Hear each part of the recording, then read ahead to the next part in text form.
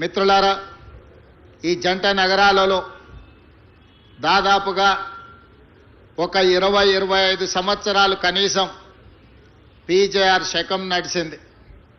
ఆనాడు ఇతర ప్రాంతాల నుంచి, ఇతర జిల్లాల నుంచి, ఇతర రాష్ట్రాల నుంచి నగరానికి ఉపాధి కోసం, జీవనోపాధి కోసం ఎవరు వచ్చినా వాళ్ళు నివసించడానికి నిల్వ నీడనిచ్చిన ఈ నగరంలో ఎక్కడైనా ప్రభుత్వ స్థలంలో వాళ్ళు సొంతంగా పేదవాళ్ళు ఒక చిన్న ఇల్లు కట్టుకున్నా, అదేవిధంగా ఉద్యోగ సంఘాలు లేదా ప్రైవేట్ వ్యక్తులు చిన్న చిన్న కాలనీలు కట్టుకొని మౌలిక వసతులు లేకపోయినా, లేదా వలస వచ్చిన వాళ్ళ మీద ఎవరైనా అన్యాయంగా దౌర్జన్యాలు చేస్తే ఆనాడు పీజేఆర్ గారు పిలిస్తే పలికే నాయకుడిగా ఈ పేదలందరికీ అండగా నిలబడ్డాడు. ఎప్పుడైనా, ఏ రాత్రి అయినా, ఏ పగలైనా పేదవాడికి కష్టం వచ్చిందంటే పలికే నాయకుడిగా, పిలిస్తే పలికే నాయకుడిగా పి జనార్దన్ రెడ్డి గారు ఎనలేని సేవలను అందించారు.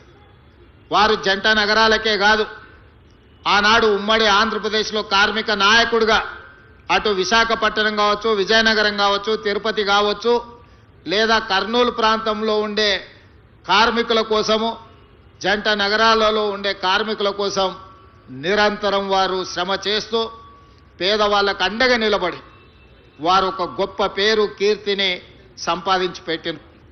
అదేవిధంగా 1994 నుంచి 99 వరకు సిఎల్పి నాయకులుగా వారు చేసిన పోరాటం ఎప్పటికీ జంట నగర వాసులు మర్చిపోరు. ఆనాడు ముఖ్యంగా ప్రధానంగా 1989 నుంచి 92 వరకు దోమల్గూడలో ఉన్న ఏవీ కాలేజీలో నేను విద్యార్థిని. నేను డిగ్రీ చదువుకునేటప్పుడు ఆ దోమల్గూడ ఏవీ కాలేజ్ పక్కనే పి జనార్దన్ రెడ్డి గారి ఇల్లు ఉండేది.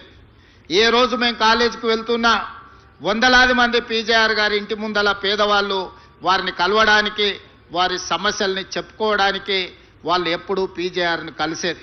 ఎప్పుడు చూసినా జనాల సందడితోని పీజేఆర్ గారి ఇల్లు సమస్యల పరిష్కారానికి ఒక జనతా గ్యారేజ్ లాగా ఆనాడు పీజేఆర్ గారి ఇల్లు దోమల్గూడలో పేదలకు ఒక ధైర్యంగా పీజేఆర్ గారి నివాసం ఆ రోజు పేదలకు అండగా ఉండే. ఆనాడు విద్యార్థిగా పి జనార్దన్ రెడ్డి గారు మంత్రిగా ఉన్నప్పుడు పి జనార్దన్ రెడ్డి జంట నగరాల సమస్యల కోసం పోరాడుతున్నప్పుడు వారిని చూడడం జరిగింది.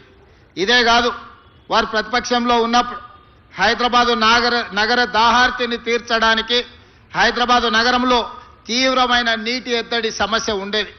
ఎండాకాలం వచ్చిందంటే సచివాలయం ముందు కుండల ప్రదర్శన ఉండేది. వేలాది మంది మహిళలు అక్కడ పీజేఆర్ గారి నాయకత్వంలో ధర్నాలు చేసేది.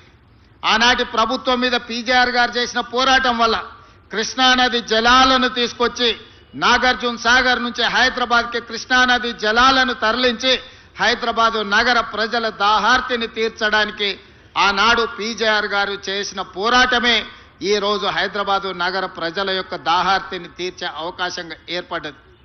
ఆనాడు వారి పోరాటమే భవిష్యత్తులో గోదావరి జలాలు, మంజిరా జలాలు, సింగూరు జలాలు, కృష్ణానది జలాలను తీసుకొచ్చి దాదాపుగా 1,20,00,000 మంది జనాభా ఉన్న ఈ నగరానికి ఈరోజు తాగునీటి సమస్యను తీర్చడం జరిగింది. దానికి ప్రతి పేదవాడు ఇవాళ నగరంలో ఎవరైతే సురక్షితమైన మంచినీటిని తాగుతున్నారో వాళ్ళందరూ కూడా పీజేఆర్ గారిని గుర్తు చేసుకొని స్మరించుకోవాల్సిన సందర్భం. అదేవిధంగా ఖైరతాబాద్ శాసనసభ నియోజకవర్గం అంటే ఆనాడు దేశంలోనే పేరెన్నికగానే, నాకు తెలిసి దేశంలోనే అత్యధిక జనాభా, అత్యధిక ఓటర్లు ఉన్న శాసనసభ నియోజకవర్గం కింద ఆనాడు ఖైరతాబాద్ శాసనసభ నియోజకవర్గం ఉన్నది. 2004 ఎన్నికల సందర్భంగా నాకు తెలిసినంత వరకు ఖైరతాబాద్ శాసనసభ నియోజకవర్గం 7.5 లక్షల ఓట్లతోని ఆనాడు ఖైరతాబాద్ నియోజకవర్గం ఉన్నది. అయితే ఈరోజు హైటెక్ సిటీగా మనం చెప్పుకునే ఈ ప్రాంతం అభివృద్ధి పదం వైపు నడిచి ప్రపంచ దిగ్గజ కంపెనీలకి ఇవాళ వేదికైన ఈ షేర్లింగంపల్లి, గచ్చిబౌలి ప్రాంతం ఆనాడు ఖైరతాబాద్ శాసనసభ నియోజకవర్గంలో ఒక భాగమే అన్న సంగతి ఇవాళ మనం అందరం గుర్తు చేసుకోవాల్సిన అవసరం ఉన్నది.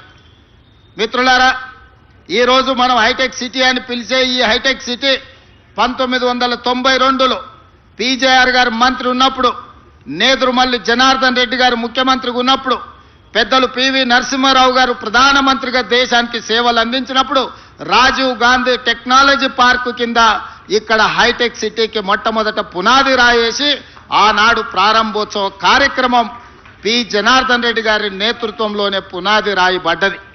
ఆ తర్వాత కాలాంతరంలో దాన్ని మహారాష్ట్రకు తరలించాలని కుట్రలు జరిగితే కూడా పీజేఆర్ గారు అడ్డంబడి ఆ హైటెక్ సిటీని ఆనాడు రాజీవ్ గాంధీ టెక్నాలజీ పార్క్గా పిలిచిన ఆ సాంకేతిక నైపుణ్యాన్ని ఇక్కడనే వారు ఆపినారు. ఆ తర్వాత వచ్చిన ఆంధ్రప్రదేశ్ ముఖ్యమంత్రిగా చంద్రబాబు నాయుడు గారు బాధ్యతలు చేపట్టిన తర్వాత 1998లో రాజీవ్ గాంధీ టెక్నాలజీ పార్కును హైటెక్ సిటీగా మార్చి ఆనాటి ప్రధానమంత్రి అటల్ బిహారీ వాజ్పేయి గారిని పిలిపించి పెద్ద ఎత్తున అక్కడ అభివృద్ధి కార్యక్రమాలు తీసుకొచ్చి ఆనాడు సైబరాబాదు ప్రణాళికలు రచించి చంద్రబాబు నాయుడు గారు ఈ ప్రాంతాన్ని అభివృద్ధిని ఇంకొక స్థాయికి తీసుకెళ్లడానికి వారి కృషి చేసిండ్రు. ఆనాడు పివి నరసింహారావు గారు ప్రధానమంత్రిగా ఉన్నప్పుడు, పి జనార్దన్ రెడ్డి, నేదురుమల్లి జనార్దన్ రెడ్డి గారు మంత్రిగా ముఖ్యమంత్రిగా ఉన్నప్పుడు వేసిన శిలా ఫలకమే పునాది రాయే ఆ తర్వాత హైటెక్ సిటీగా మారింది. అటల్ బిహారీ వాజ్పేయి చంద్రబాబు నాయుడు గారి నేతృత్వంలో ఈరోజు ఈ ప్రాంతం అంతా విస్తరించింది.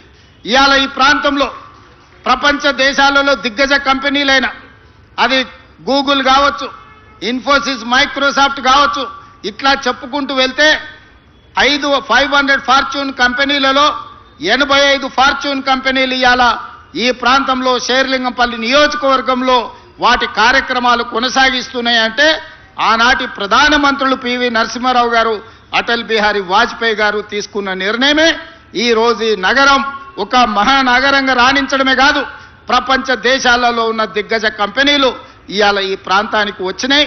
లక్షలాది మంది నిరుద్యోగ యువకులకు ఉద్యోగ ఉపాధి అవకాశాలు కల్పించినాయి. ఇదే కాదు, ఇవాళ ఈ తెలంగాణ ఆర్థిక ఆదాయంలో దాదాపుగా 60-65% నగరం నుంచే ఆదాయం వస్తుంది. ఆ ఆదాయమే ఈరోజు తెలంగాణ రాష్ట్ర అభివృద్ధికి మనం వినియోగించుకుంటున్నాం. మరి అలాంటిది ఈ నగరాన్ని ఇంకా గొప్ప నగరంగా తీర్చిదిద్దాలన్న ఆలోచన మళ్ళీ శ్రీమతి సోనియా గాంధీ గారి నేతృత్వంలో ఏర్పడ్డ తెలంగాణ రాష్ట్రంలో ప్రజాపాలన ఇందిరమ్మ రాజ్యం వచ్చిన తర్వాత 2023 డిసెంబర్ 7 నాడు మళ్ళీ అదే సంకల్పంతో అభివృద్ధి పదం వైపు నడిపించాలని మేము ముందుకు వచ్చినాం. దాంట్లో భాగంగా అరకపూడి గాంధీ గారు కావచ్చు, మహేందర్ రెడ్డి గారు కావచ్చు, గద్వాల విజయలక్ష్మి గారు కావచ్చు, డిప్యూటీ మేయర్ కావచ్చు, లేదా వేదిక మీద ఉన్న చాలా మంది కార్పొరేటర్లు ఈ నగర అభివృద్ధిలో భాగస్వాములం అవుతాం, మీకు అండగా నిలబడతాం, మీరు చేసే ప్రయత్నానికి మేము సంపూర్ణంగా సహకరిస్తామని చెప్పి ఈరోజు ఈ ప్రజాప్రతినిధులందరూ కూడా ముందుకు వచ్చి ప్రభుత్వం చేసే అభివృద్ధి కార్యక్రమాల్లో భాగస్వాములు అవ్వడమే కాదు, వాళ్ళ అనుభవాలను, వాళ్ళ సూచనలను ఈరోజు ప్రభుత్వానికి అందిస్తున్నారు.